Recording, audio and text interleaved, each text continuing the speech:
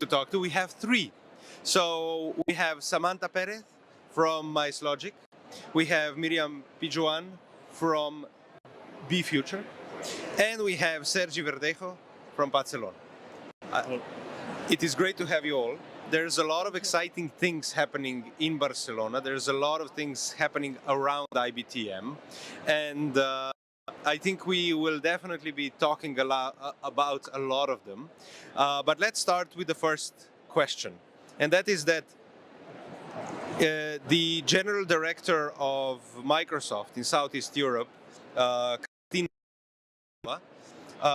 she said €1 invested in AI brings back 3.5 euros. Companies who invest in AI get their investment back in 14 months. What are your thoughts on this? And I'll start with you. Okay, thank you. Well, first of all, thank you for having us.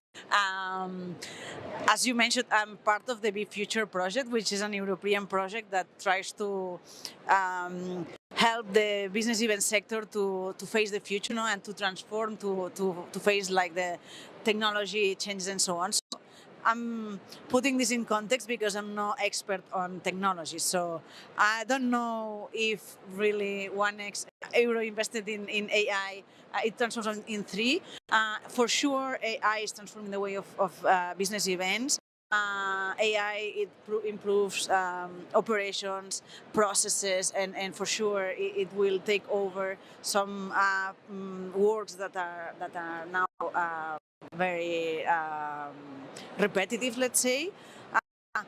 As far as we have seen for the activities that we organized in BEFuture, still the business events industry has to evolve or to adapt technology. So we are still in a phase where it's difficult for the industry to change the business models into more tech or based on AI. We had a workshop last Monday. We had 10 pitches of 10 different organizations that had a project idea that want to accelerate. Most of these organizations, most of these projects were not AI-based or even not technology-based. So I think that there's a big, there's a lot of potential for AI in the future, but the business events industry still is maybe a little bit behind and needs to start adopting technology, not only AI.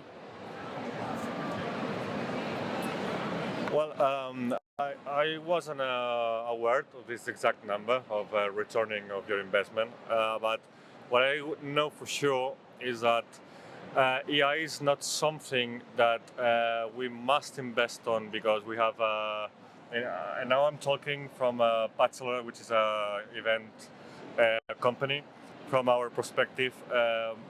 And because it's not something that we want to, because we are predisposed to adopt technology because we like it. It's something that it's being demanded from us already by our customers, by projects we're working on. So it's, but not only because customers want to integrate AI because they see it as a tool and they want the workers to get familiar with that. But it's something that it's helping us to create more attractive presentations or more attractive proposals. So it's not only something that it's being that we are being driven to because we want to. It's something that is being required from us already. So for sure, we are putting our thoughts there, and we are already developing. We have developed products and services that are AI based. Because we really believe that it's one option that we are witnessing right now, and it's a wave that we want to surf on it. Well, in terms of the number, it is clear that it has to have an ROI, otherwise you would not invest on it. And what I believe is depend on the project. Some projects, it will depend on how much you apply, how much automation you get out of the process, and how much adoption you get from the company. And that will give you the ROI. So a specific number, I think, is hard to say. I think it is more applicable to based on what projects you apply it to and the level of adoption and how it works for you. Yeah, Samantha, we will talk about your use of AI. How do you use the AI tools in your daily practice? Well, I'm a global consultant, international, and I do apply. We're also jumping into. I partner with other consultancy firms, and we are working already on projects for AI, applied primarily to automation, optimization of sales processes. My expertise. I have an expertise on. So, this is where we are heading. We're at early stages. Early adopters will go first.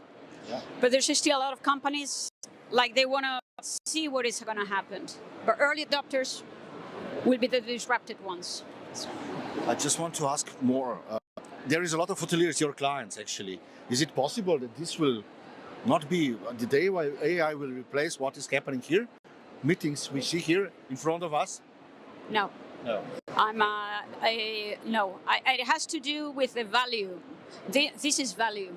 Being here brings you value because, again, networking connection is not so much the organization, it's who you see and what are you aiming. Just being here, seeing that you have not even predicted to see here, that's already valuable. Not even how much business you may get out of it. It's just being here is valuable. So AI will help you basically with as an enabler to do things faster or better. But it will never substitute this. It never did. Like virtual never substitute networking events or events. It won't happen. But it will transform the way we do things or the way we come here, but not the fact that. Now, I have a question for you, Miriam. You mentioned Future as your project. I think it was last year was the first one, was it? Last year was the first time. And I've heard really good stuff about it, really thought-provoking content. You mentioned a little bit about there's pitching, not necessarily just AI, but could you tell us a little bit more about what happens there and what actually were the outcomes this year? Well, so during the year we've been working in several think tanks, interviews of the industry in order to see where the industry is going. And with all this information, we published a white paper that we presented on Monday in this event. And what we tried to design a little bit in this white paper, it doesn't answer to all the questions that we have. Sure, I think there's no specific answers, but we try to identify actions that will help the transformation of the sector. So we define 4 pillars. One of them is technology, another one is sustainability, another one is impact and also talent. And then the outcomes is that we need to apply this transformation to these business models a little bit in every part of them. So it depends on the type of organization, the type of event, or the type of also the size of the organizations. The importance is to start for something, this transformation, little by little, to achieve better results, because the industry, as you were mentioning, events will stay and will stay relevant in the future, but maybe some of the organizations, as we know them now, disappear. So we need this transformation to ensure that we are still relevant in this future. So what the outcomes is this, that we need to start thinking that business as usual maybe will stop working, and that we need to face that we are in a more sustainable world, so we will need to add some tools that help us be more sustainable by the means of AI or technologies or not. We will also need to apply these tools to make talent more to provide new skills. Well, so that we need to adopt this transformation, and technology is one good enabler to provide this. Should we be afraid of artificial intelligence? There are many people afraid about it. They think that we will lose our jobs and the world will end. What do you think about it? That's a good question. There's always jobs being destroyed, and there will be jobs being created. I mean, it's like I don't know you have heard about that, but in the mid 18th century, I think there's the first. I think it's the first considered working class movement. It was called Ludism. Yeah, they fought for the destructions of new machinery in the textile industry that will put people out of their jobs, because machines can do it the same job in less amount of time and faster and with more quality. So and now we are in the 21st century, and we know that the people is still having jobs despite new technology. It's like when you think and how many people put out of jobs the invention of the car. You know how many people lived on raising horses, feeding them, transporting them, blacksmiths. I mean, there was many people involved in, but then the car suddenly changes everything. So I think same thing will happen with the AI. When a new and disrupting technology emerge, there's usually some jobs get destroyed, but there's at the same time there's an industry, a whole new industry created around this new technology, provide new jobs and new opportunities for people. So of course it's scary. Everything we humans do have two sides, two faces. We can use it for good or for bad reasons. But to be fully honest, we have also to realize that many of the technology we use today was originally in the military industry. We are still able to use many of that. Internet, yeah. Example. So, but we can still use that for many good things. So I don't think we have to be afraid of losing everything, because new things will be created for sure. Nice. Oh, I'm released now. So yeah, the next round will be about participants, user experience and engagement. Miriam, what will be the next great thing in that field, in attendee engagement? What can we expect, in the future?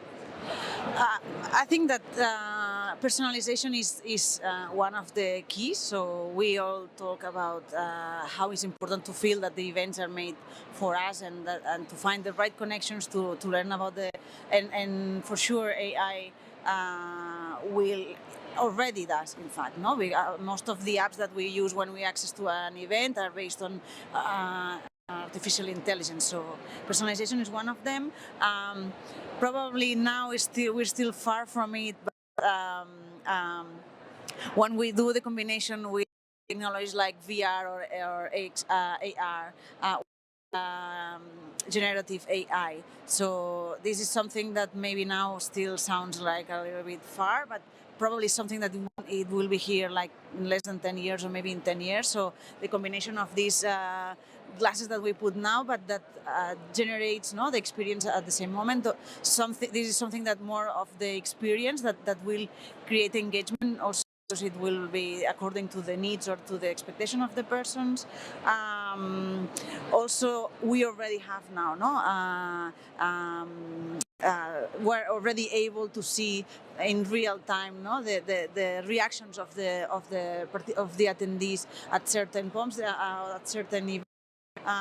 By the use of sensors that interpret the reactions, and so this allows organizers or presenters to adapt in real time. So all this will make that the engagement can be every time more accurate and probably some others. These are just some examples. I have a question for you, Sergi. Because I think what you mentioned before with the example of Ludism and the examples of the automotive industry killing off the horse industry, the same goes, the biggest industry was fat from whales. Whaling was one of the largest industries, and it also, with the flick of a button basically disappeared. But I think, of course, AI brings another set of challenges. The possibilities are infinite. And we already see that there's, deep fakes, there is, robots answering to questions. It's incredibly powerful. Do you think that this human interaction would be threatened by that?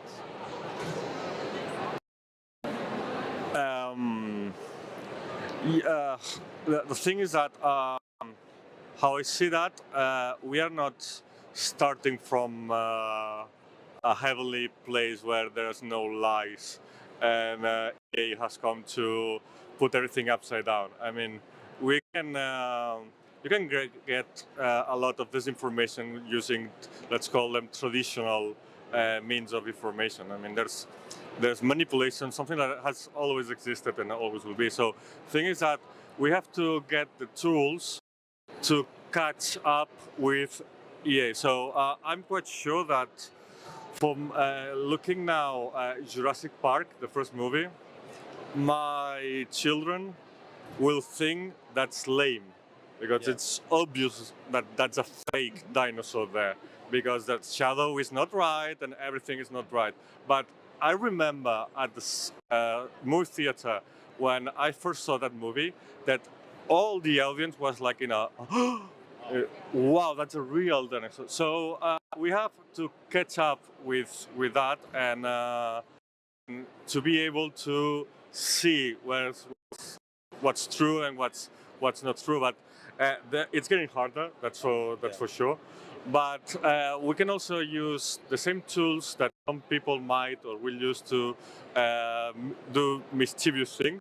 We can use them to, for example, in our company Padcelona, we have developed a tool that helps attendees to an event or to a congress to have their answers, find the solution for their troubles in a faster way than never before, thanks to a chatbot of EA that has all the information of the event, knows everything, and he can respond faster and sometimes even better than a human being. But like she was saying before, there are things that I think that will never ever be replaced by things like creativity or empathy, or it's like EA optimizes things, but humans inspire those things to get organized. It's a good example. We were speaking about this also yesterday, and there was a comment we've had in a conversation. That can we say that AI is smart? It's not smart. It just can process a lot of information. It doesn't know necessarily what to do with that information or how we need it. So it's a really great tool, and you have to know how to use it. Now, talking about this sort of elements of our communication, there is one that I would like to ask you, and that is personalization. How do you see personalization in large events such as IBTM, for example, happening right here in front of us? Well, I would start by even registration. It takes over 15 minutes to register an IBTM. When we come here every year for the last 12 years, how easy would that be just to have a profile already built up on, and with a prompt that you get in, you even search for those that you would like to meet, the professionals. It's very hard to find, forget about using the search, because you don't get to see, there's 4,000 something, and it's impossible. So there's some certain basic things that you can, by applying a little bit of AI, it will be so much easier. So that would be also the matching. Again, matching agendas. I heard someone, some professionals have decided not to come because the matching previously has not been so well done. Use AI. If you prompt what you would like to meet, and then have AI also matching your preferences. Instead of going by country, you have to click every country that you would like to see, which is, again, those are repetitive tasks that you can really adapt easily. Yeah. So that's nice, actually. These are instructions for the organizers for the future. Yeah, these are just ideas. Just ideas. Well, as I promise you, we will not do all the rounds we think, but I will finish with the last questions to all. High tech or high touch? And all of you should reply in your words, what do you feel about it? So you already touched this, but let's try to figure out what do you think about it. So high tech or high touch? I think we already mentioned also this.